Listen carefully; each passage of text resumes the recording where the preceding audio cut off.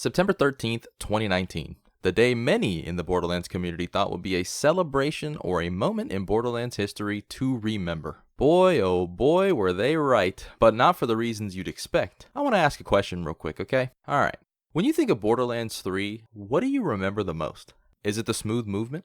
The characters? The writing? The scenery?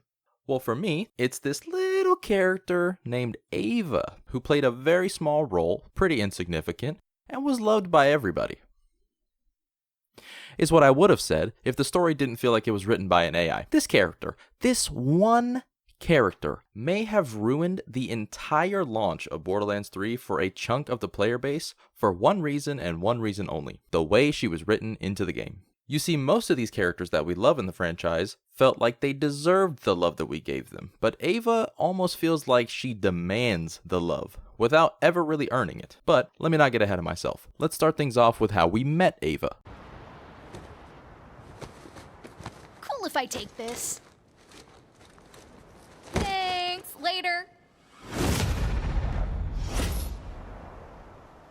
When you first encounter Ava, she's robbing corpses, and very soon after, you're helping her find iridium for Maya. But while you're doing that, you kind of get a decent feel as to how she will be personality-wise. She's kind of an, oh, look at me, I'm a quirky teen who knows everything, much like most people when they were teens. But the difference here is that throughout the story, Ava never has a moment that sets her apart from being just a quirky teen with attitude. That's always how she is, and it never feels as if she grows as a character at all. Also, during this mission, Maya tells you that Ava is her apprentice. Then later on at Sanctuary, you can hear Maya telling Lilith that Ava will become a siren one day. Yet, we're never told why she thinks that, or how she thinks that. Just trust me, bro. Just trust me, bro.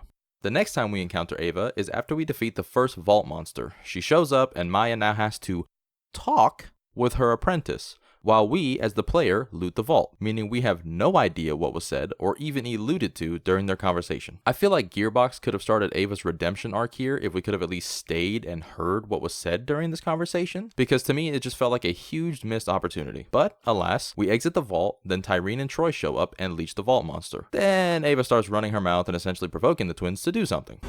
We're leaving. Now. We should be kicking their asses! So who's the brat? You I get, but what's her deal? She's no one. I'm your problem. I'm gonna be a siren, and then I'm gonna mop the floor with assholes like you! You're gonna...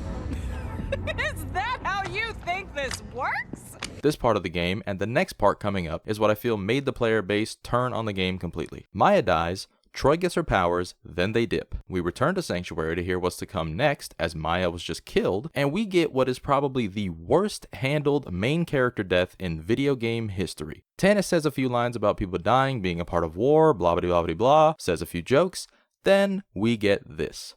Open the vaults? That's all you have to say. Maya's dead because you wanted to open the vaults. We should be hunting down the Calypsos and making them pay for what they did.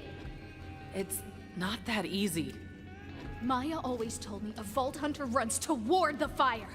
All her stories were about you. You saved Pandora. You killed Handsome Jack. You're supposed to be the Firehawk. I don't know what I am. Figure it out, Lilith, before you get someone else killed. This, I believe, was the nail in the coffin for Borderlands 3's story, and what started the general vibe of negativity for the rest of the story. Alright, so I'm editing this right now, and I forgot to add in Maya's cut funeral cutscene. In my opinion, it would have made the game much more enjoyable to play through, and it would have gave Ava way more depth and background to her character. Anyways, here it is. Enjoy if you haven't seen it. Okay, I might need to talk. It's my fault. I got her killed. It's gonna feel like that for a while, but it's not true. We both know Maya. She was always willing to risk her life for something that mattered. Then why did she waste it on me? Maya saw something in you.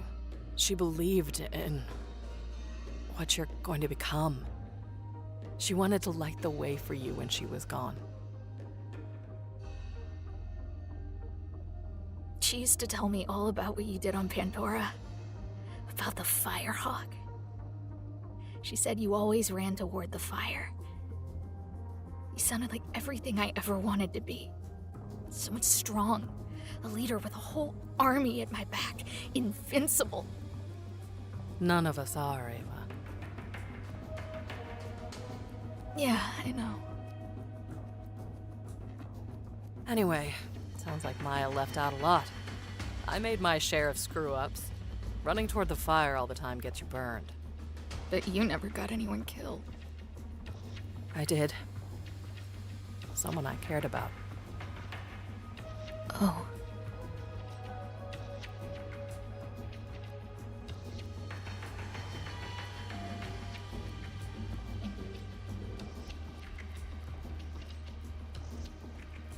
We're going to Eden 6. Whatever Maya saw, I believe in it too. She wouldn't want this to be the end of your training. I know I'm not the Firehawk anymore, but together maybe we can figure it out. Will you come with us? I want to make what Maya saw in me real. I want to learn and fight and be a Vault Hunter. I want to join the Crimson Raiders.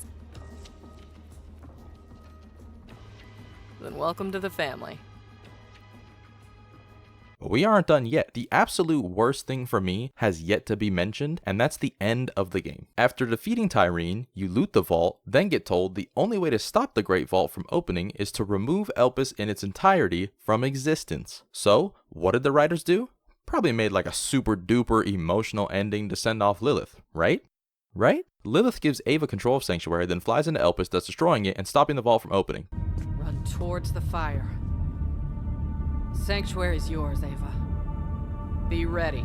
But there's one thing people forget about Elpis. There's an entire civilization that lives there, essentially meaning that Lilith just unalived an entire planet's worth of people. That could kill her! She knows.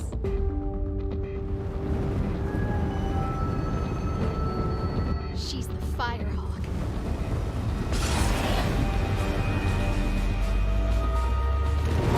Oh yeah, and Ava should have never gotten Sanctuary, not because she's annoying, but because she's an actual fucking teenager. What were these writers thinking, bro? Anyways, after all the events of the main story happened, Ava got her own DLC called The Murder Mysteries, and everyone thought, finally, this is Ava's assault on Dragonkeep, her redemption arc, her magnum opus. Let's go. She's saved. Then we learned that it's just us co-hosting a podcast with her for the EchoNet. And just like that, all hope was lost, and Gearbox managed to take an entire fan base and turn them against the studio/writers. But hey, I'm sure new tales